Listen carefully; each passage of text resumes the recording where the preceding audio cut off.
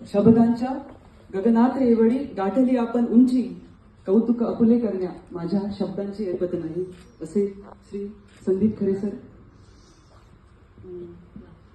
दोन मी सादर करतो. नभी ताऱ्यांचा पसारा, नभी ताऱ्यांचा पसारा तरी वेळावले कुणीच नाही.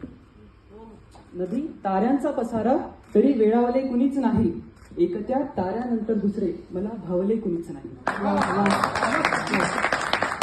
नदी ताऱ्यांचा पसारा तरी वेळावले कुणीच नाही, एकत्या ताऱ्यानंतर दुसरे मला भावले कुणीच नाही. आणि मंदिरात तर पुजले आम्ही कित्येक देवतांना, मंदिरात तर पुजले आम्ही कित्येक देवतांना, माया बापांशिवाय दुसरे मला पावले कुणीच नाही.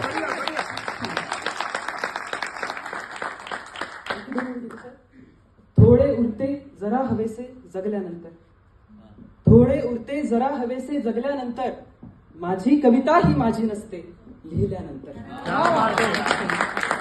थोडे उरते जरा हवेसे जगल्यानंतर, माझी कविता ही माझी नसते लिहिल्यानंतर, थेंबांचे पानात हरवणे आता ये रवी, पाऊस उशिरा येतो जगणे सरल्यानंतर. आजूबाजू ज्यांना फक्त टेलिव्हिजनवरच पाहायचं ते संदीप खरे सर आहेत, त्यामुळे थोडी शिस्तीचं दडपण माझ्यावर आहे. मागील वर्षी पश्चिम बंगालमध्ये डॉक्टरांविषयी जे अपकृत्य झालं ते आपल्या सर्वांनाच परिचित आहे, तर त्याच विषयावरची एक कविता सादर करतो.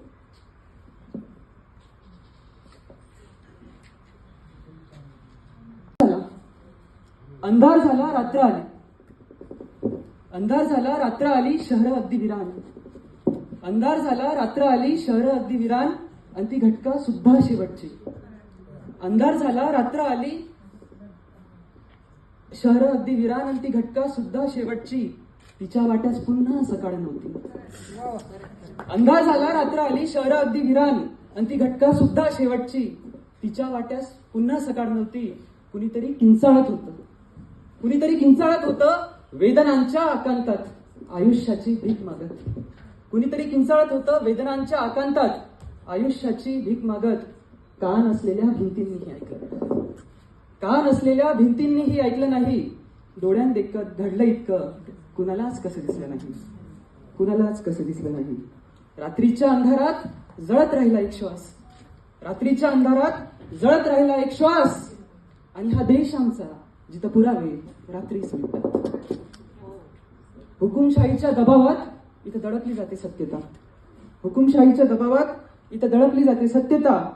न्यायाच्या मंदिरांना इथं कुलपं लावली जातात. हा देश आमचा जिथं पुरावे रात्रीच मिळतात.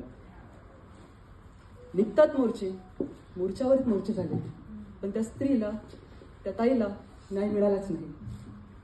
निघतात मोर्चे न्यायाच्या प्रतीक्षेत, कित्येक मेणबत्त्या वितळतात. सांगा ना समर्पणाच्या वेशीवर किती रावण जळतात, सांगा ना समर्पणाच्या वेशीवर किती रावण जळतात. स्त्री सुरक्षित आहे फक्त भाषणात बोलायची, स्त्री सुरक्षित आहे फक्त भाषणात बोलायची.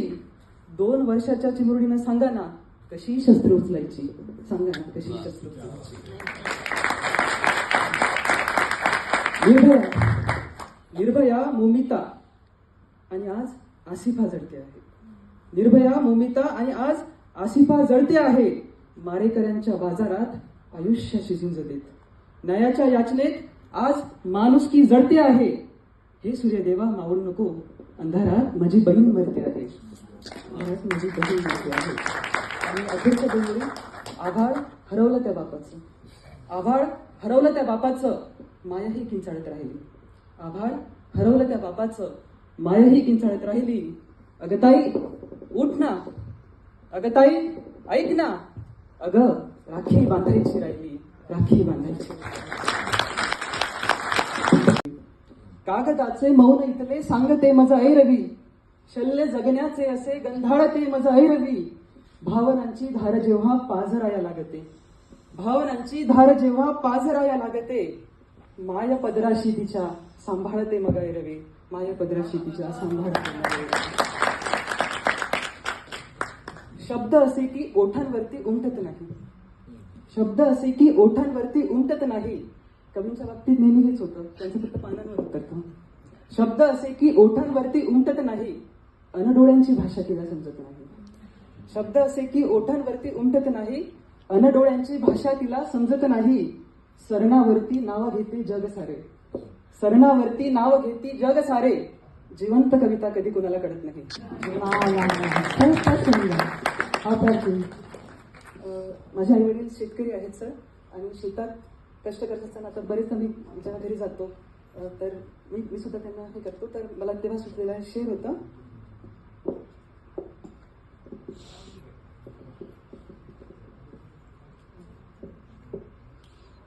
मशिदीत कुणाचा मंदिरात आहे, की मशिदीत कुणाचा मंदिरात आहे. माय धुऱ्यावरी माझी आणि बाप वावरात आहे. की मशिदीत कुणाचा मंदिरात आहे, माय धुऱ्यावरी माझी आणि बाप वावरत आहे. आमची विदर्भाकडची भाषा सर. तर माय निंदते तनाचे आयुष्य फरदळीचे. जो शेवटाला जो कापूस वेचायला लागतो ना, त्याला फरदळ म्हणतात. की माय निंदते तनाचे आयुष्य फरदळीचे, माय निंदते तनाचे आयुष्य फरदळीचे. दुःख ओसरून जाया तिच्या पदरात काय आहे. हे देव कोण जाणे वसले ना देवळात, हे देव कोण जाणे वसले ना देवळात. माय डवरे मातीत आणि बाप वखराची पास, बाप वखराची पास. खूप छान, खूप छान. संदीप सराम. बाबांना समर्पित एक शेवटचं शेर सर. कदाचित माझं कवी संमेलन झालं. संदीप सराम पुढे.